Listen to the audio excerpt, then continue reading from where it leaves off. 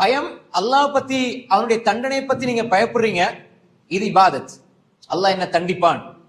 இடையில முழுமையாக அல்லாஹ் மீது அன்பு கொள்ளணும். ஆனா அல்லாஹ்வுடைய தண்டனை அஞ்ச வேணும். அல்லாஹ் என்ன தண்டிப்பான். நான் பொய் பேசினால், நான் களவெடுத்தால், தொழுகை விட்டால், இபாதத்தில குறைபாடு செய்தால் அல்லாஹ் என்ன தண்டிப்பான். அந்த பயம் இருக்கணும். ஆனால் என் குடும்பத்தை எப்படி கொண்டு போறது, என் பிள்ளைய நான் எப்படி வளர்க்கிறது, என்ற நாளைக்கு நான் எனக்கு ரிஸ்க் எப்படி, அது இல்லடா நான் எப்படி வாழ்றது. அதாவது அல்லாஹு தஆலா பொறுப்பெடுத்த விடயங்கள்ல வீணாக மனசை போட்டு குழப்பிக் கொள்ற இந்த கவலையும் பயமும் கூடாது. நிறைய பேர் திட்டமிடுறது வேறு, கவலைப்படுவது வேறு. திட்டம் அது போட்டுக்கொண்டே இருக்கணும். ஆனால் திட்டமிடல் அது இருக்கணும் வாழ்க்கையில. ஆனால் அந்த திட்டமிடல் உறுதியாக இருக்கணும், தவக்குலோட இருக்கணும். அதுல மாற்று கருத்து கிடையாது.